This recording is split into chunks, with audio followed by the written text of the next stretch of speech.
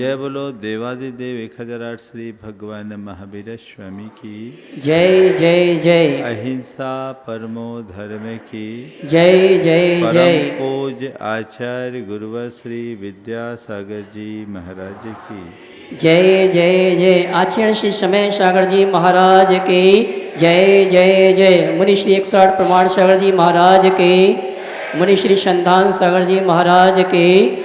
नमोस्तु गुरुवर, नमोस्तु नमोस्तु। हमारे जीवन में अनेक प्रकार के प्रसंग बनते हैं, घटनाएं घटती हैं। ज़्यादातर हम चीज़ों से प्रभावित होते हैं और हमारे मन में इष्टानिष्ट संकल्प विकल्प होते हैं। आज लोगों के मन में जो दुख है, चिंता, भय या तनाव है, इस सब के संदर्भ में अगर बात करूं तो एक ही उत्तर आता है, जीवन में कुछ घट जाना। या तो घटना घट गई या घटना घट रही है या कहीं कुछ घट न जाए, ये कल्पना। अतीत की स्मृतियाँ और भविष्य की कल्पना हमें उलझा करके रख देती। लेकिन ऐसी स्थिति में यदि मनुष्य के जीवन में सही समझ हो तो वो हर स्थिति में मुस्कुराते हुए जी सकता है। जिन परिस्थितियों में लोग आंसू बहाते हैं, उन्हीं स्थितियों में मुस्कान भी भरा जा सकता है। कोई ऐसा मनुष्य नहीं जिसके जीवन में सदैव एक रूपता हो। उतार चढ़ाव हर मनुष्य के जीवन में आते ही है। सुख दुख, संयोग वियोग, हानि लाभ, मान अपमान, ये सब हमारे जीवन का पाठ है और इसमें स्थिरता बना करके जीना जीने की आर्ट है। जो जीवन जीने की कला जानता है उसके लिए ये सब बातें सामान्य है, और जिसको इसका कला पता नहीं उसके लिए एक बहुत बड़ी समस्या।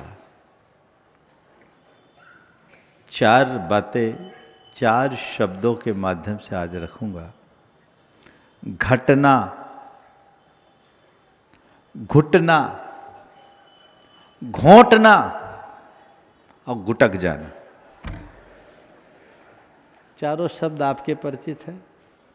घटना, जीवन में घटनाएं तो घटती रहती है, घटती है कि नहीं? हर पल एक घटना घटती है। जो व्यक्ति घटना को घटना की तरह केवल देखता है, जानता है, उसके जीवन में कोई खास फर्क नहीं पड़ता है। लेकिन जो घटनाओं से प्रभावित हो जाता है, उन्हें पकड़ करके बैठ जाता है, वो अंदर ही अंदर घुटते रहता है। थोड़ा आप फ्लैशबैक में जाइए,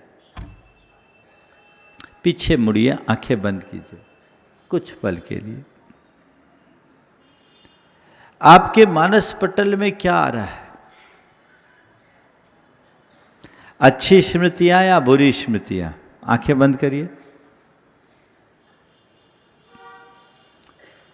शायद अभी आपको कठिनाई होगी घर में जाना और आज एक टास्क करना।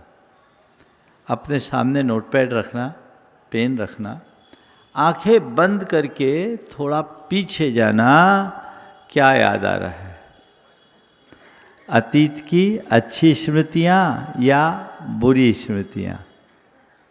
उसको नोट करके समीक्षा करना। पाएंगे अच्छी स्मृतियां कम रहती है, बुरी ज़्यादा। क्यों? क्योंकि हमने उन्हें पकड़ रखा है। क्या कर रखा है? पकड़ रखा है। और जब तक उन्हें हम पकड़े रहेंगे वो हमें पेरते रहेगी। यदि हम उन बातों को भुलाने में समर्थ हो जाए तो हमारे लिए कुछ फर्क नहीं पड़ेगा। गुरुदेव का एक बहुत अच्छा हाइकू है, कुछ स्मृतियां आग उगलती तो कुछ सुधासी लगे। कुछ स्मृतियां आग उगलती है और कुछ अमृत जैसी लगती है।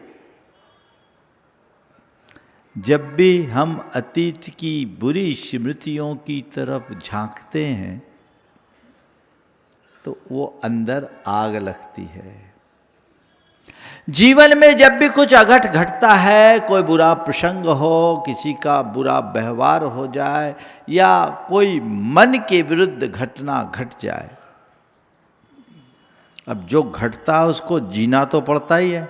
जीना पड़ता है कि नहीं पड़ता? हाँ? लेकिन कुछ लोग हैं जो ऐसी घटनाओं के घटने पर भांति भांति की प्रतिक्रियाएं करते हैं, परेशान भी होते हैं, उसका प्रतिकार और प्रतिवाद करने की कोशिश भी करते हैं। जब जब हमारी ऐसी स्थिति बनती है, अगर हमारा जोर चल गया तो फिर भी ठीक, और जहाँ जोर नहीं चलता वहाँ अंदर ही अंदर घुटते रहते हैं, है ना। कदाचित जोर चल भी गया लेकिन जब तक वो हमारी स्मृति की कोष में पड़ा रहता है तो जब जब उसकी स्मृति का उभार उठता है मन में आग लगती है। ये आग कहाँ से लगी? किसने लगाया? ये बहुत भयानक है। और देखो, जब भी कुछ बुरा होता है ना, द्वेष मन में है, बुरा तो तभी है जब हमारे प्रति किसी का द्वेष हो या हमारे मन में किसी के प्रति द्वेष। तो इससे क्या होता है? इससे क्या होता है? वह सब हमारे दिमाग में अपना घर फ्री में बना लेते हैं, जिनको हम नहीं चाहते। बोलो, अब बसा क्यों रहे हो दिमाग में भैया जिनको चाहते नहीं हो? कौन बसा रहा है? हाँ? अरे दुश्मन को दिमाग में बसाओगे तो वो तुम्हें शांत बैठने देगा क्या? बोलो। जो मेरा बुरा करने वाला है, जिसने मेरा बुरा किया, जो मेरे साथ बुरा हुआ, उसको पकड़ करके कौन बैठ रहा है? कहां बसा रहे हो? कहां? अब सोच लो 50 शत्रु को दिमाग में बसाए रखो और कहो कि हम चैन की सांस लें, क्या होगा? क्या होगा? थोड़ा बोलिए। शांति मिलेगी? तो क्या उपाय है? कोई भी घटना घटे, पहला काम, अगर कोई अघट घटे तो उसे नजरअंदाज करो, और कोई कुछ गलत कहे तो उसको बर्दाश्त करो। बस इतना ही तो करना है। भीतर एंट्री मत दो, उन्हें दिमाग में बसने मत दो, उन्हें पकड़ करके मत बैठो, नहीं तो वो तुम्हें घुट घुट करके जीने के लिए मजबूर करेगा। एक स्थान पर मैं था, दो व्यक्ति थे जो दोनों एक दूसरे के संबंधी थे, माने संबंधी क्या समधी ही थे, और दोनों में बोलचाल बंद। बोलचाल बंद। लोगों ने बोला महाराज जी ये दोनों एक हो जाए तो पूरी समाज एक हो जाए।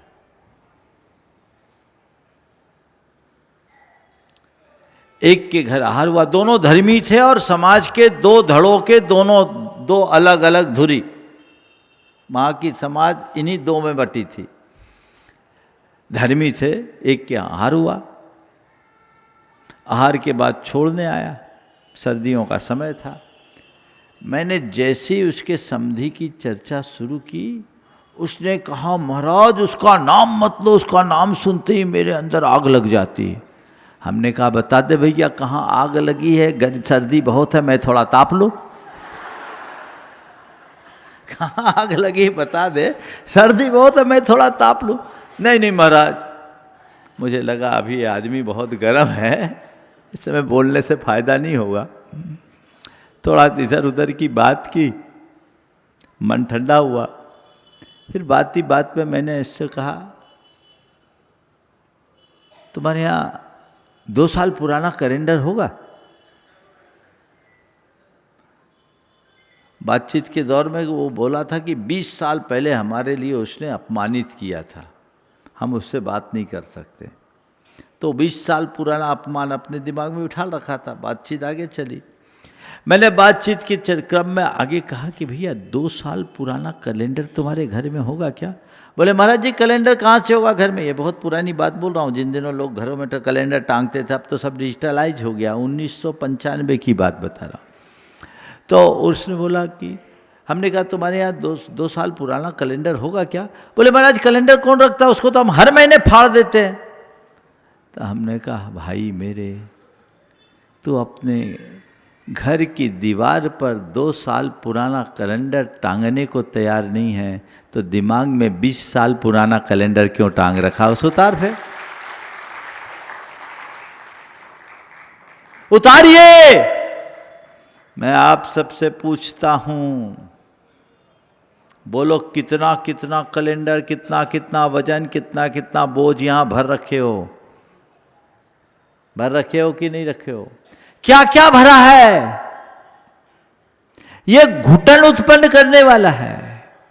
जहां विकृति है, श्राद्ध है, वहां घुटन होके रहेगी। होगी कि नहीं होगी? घटनाओं को अपने घर में भरोगे तो घुटन होगी। घर में जब फालतू सामान ज्यादा रखने लगो तो घर नहीं स्टोर रूम बन जाता है। बनेगा ना? बोलो। फालतू सामान ला करके रोज रखते जाओ, रखते रहो तो स्टोर रूम बनेगा। अरे भैया तुम यहाँ क्या क्या स्टोर कर रखे हो, और पता लगेगा काम की चीजें कम और कबाड़ की चीजें ज्यादा। और कबाड़ के साथ साथ अगर रद्दी भर लो तो फिर क्या कहना? तो क्या हो रहा है? ये जो चीजें भरे हुए हो, ये घुटन उत्पन्न करने वाले चीजें। जो घटनाओं को पकड़ते हैं वो घुटते हैं, और जो घटनाओं के साक्षी होते हैं वो आनंद में जीते हैं। घटनाएं घटे। 4 तरीके से लोग घटनाओं को देखते हैं। जैसे कोई बगीचे में गया, फूलों की इस सौंदर्य महक को देखा, आनंदित हुआ। दूसरे ने बगीचे से फूल तोड़ा, सूंघा और एक तरफ फेंक दिया। तीसरे ने उन फूलों की माला गूंथी और गले में पहन लिया, थोड़ी देर बाद उतार दिया। और चौथे ऐसे हैं जो फूलों का तोड़ा, उसका एसेंस निकाला और भर कर शीशी में रख लिया, इत्र बना लिया। 4 स्थितियां हैं।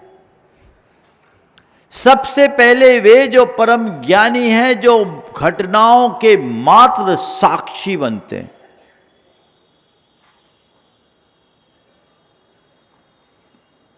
जो घटनाओं के केवल साक्षी बनते हैं।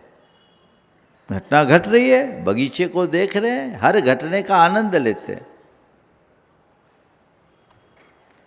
किसको तजूं भजूं, किसको सबका साक्षी हो जाऊं, गुरुदेव कहते हैं। साक्षी भाव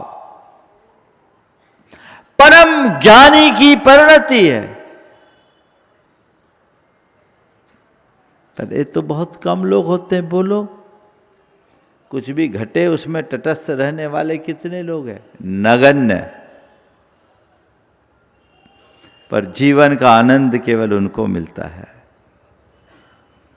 बाकी लोग, घटनाएं घटती है, फूल सूंघा, फेंक दिया, कोई खास उससे पाठ नहीं पढ़ते। कुछ लोग हैं जो घटना घटती है उसकी माला गूंथ लेते, यानी स्मृतियों की माला पहन करके बैठ जाते, अपने स्मृति के कोष में उसे बिठाल देते हैं। और देख भाई, माला तो कुछ देर तक के लिए अच्छी लगती है, बाद में तो वो भी बदबू देना शुरू कर देती है। तो वही चीज़ें जब स्मृतियाँ भारी होती है, मन बेचैन होता है। लेकिन जो लोग हर घटना के घटने के बाद उसका रस निचोड़ कर रखते हैं, यानी उससे अनुभव प्राप्त करते हैं, वो जीवन को आगे बढ़ते हैं। पहला है ज्ञानी, दूसरा है अज्ञानी, तीसरा है भोक्ता और चौथा है अनुभवी। बोलो, कहाँ है स्थान? 1 और 4 में तो नहीं होगा, 2 और 3 नंबर में हो। या तो अज्ञानी की तरह जीते हो, या केवल भोगते हो, उसमें अपना कर्तृत्व थोपते हो, इष्टानिष्ट संकल्प विकल्प से भरते हो। मन व्यग्र और बेचैन होता है, जीवन अशांत होता है। घुटोगे। मेरे साथ कुछ ना घटे, ये मेरे हाथ में नहीं है। है क्या? मेरे क्या, किसी के हाथ में भी नहीं है।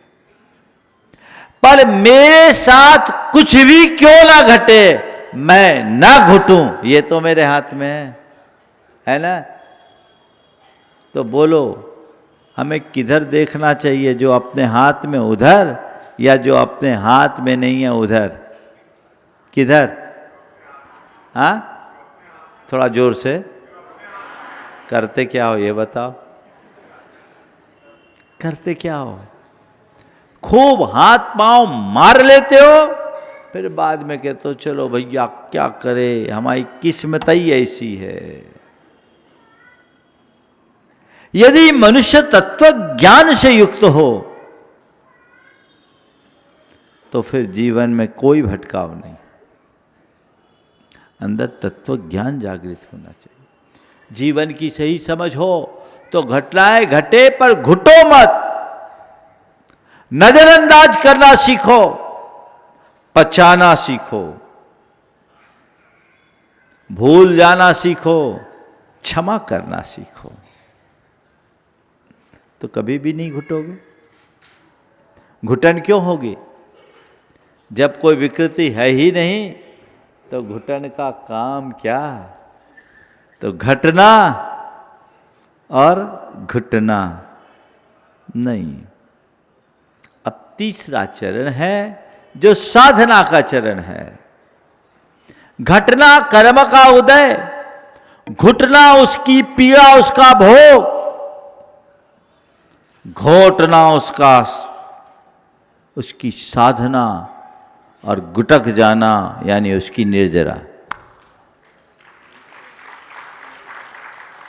कर्म का उदय आएगा, घटना घटेगी, तुम घुटोगे, उससे पीड़ित होगे, लेकिन संत कहते उसको घोटो, साधना करो। अर्थात हर घटना के मूल में जाकर उसका निचोड़ निकालो, सार निकालो। जो बेकार दिखता उसमें भी सार निकल सकता है, दृष्टि हो। अगर तुम्हारे अंदर घोटने की कला है तो तुम बुराई में अच्छाई देख पाओगे, प्रतिकूल को अनुकूल देख पाओगे, विसंगति में संगति बिठा पाओगे, दुख में सुख खोज पाओगे, नुकसान से भी नसीहत ले पाओगे, आपदा में भी अवसर खोज पाओगे। दृष्टि तो चाहिए। घोटो, घोटने की आदत है महाराज? घोटने की आदत तो बस एक ही है, हम तो अपनी बात घोटते हैं। घोटना सीखिए, मंथन कीजिए। अगर वो मंथन की प्रक्रिया हमारे जीवन में घटित होने लगी तो तय मानिएगा हमारा जीवन निहाल होगा। और फिर जब आपने घोट लिया, ठंडाई घोटते ना आप लोग, हाँ? तो घोटने से क्या होता है, उसमें नया रस प्रकट होता है। ठंडाई में जितनी भी सामग्री डालते हैं आप लोग, क्या क्या डालते हैं, है ना? हाँ, बहुत सारी चीज़ें डालते हैं, अपने को अभ्यास नहीं है। सौंफ डालते हैं, इलायची डालते हैं, बादाम डालते हैं, पिस्ता भी डालते होंगे, काली मिर्ची डालते, खसखस डालते, सब डाल दो और एक डब्बा में रख लो। उसका स्वाद आएगा क्या? बोलो। ठंडाई में स्वाद कब आता है? जब उसको घोटते हो, है ना? कोई भी चीज को घोट देने से उसमें एक नया रस प्रकट होता है। जीवन में घटित घटनाओं को घोटने से नया रस प्रकट होता है। उसे घोटो, उसका सार निकालो, उससे सीख लो, उससे शिक्षा लो, उससे पेड़ डालो, उससे समझ विकसित करो, अनुभव लो। और फिर क्या करो? उसे गुटक लो, घोट कर पी लो, हो गया। और जब घोट कर पियोगे ना तो पचाने में भी समर्थ हो जाओगे। फिर तुम्हारे जीवन में कहीं कोई कठिनाई नहीं हो सकेगी। काश हमारे अंदर ऐसी वृत्ति घटे और हम अपने जीवन को सही दिशा में आगे ले जा सके। छोटी छोटी बातों में जो व्यक्ति प्रतिक्रियाएं करते हैं, थोड़ी थोड़ी घटनाओं से जो परेशान हो जाते हैं, पल पल में जो लोग विचलित हो जाते हैं, वे अपने जीवन का रस नहीं ले सकते। अपने जीवन का रस लेना है, सही दिशा, सही दृष्टि अपने अंदर जगाइए ताकि अपने जीवन को धन्य किया जा सके। आज काफ़ी समय हो गया, आज सभी पुराने जिनालयों का वंदन करके आ रहे हैं, वंदना करके आ रहे हैं। मन बड़ा आनंदित है।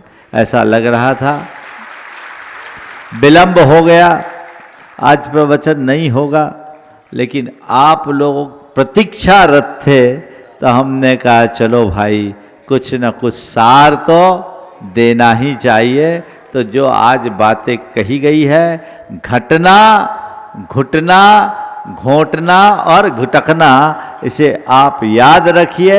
इन चारों क्रियाओं को ध्यान में रखेंगे, सुनिश्चित रूप से आगे बढ़ सकेंगे।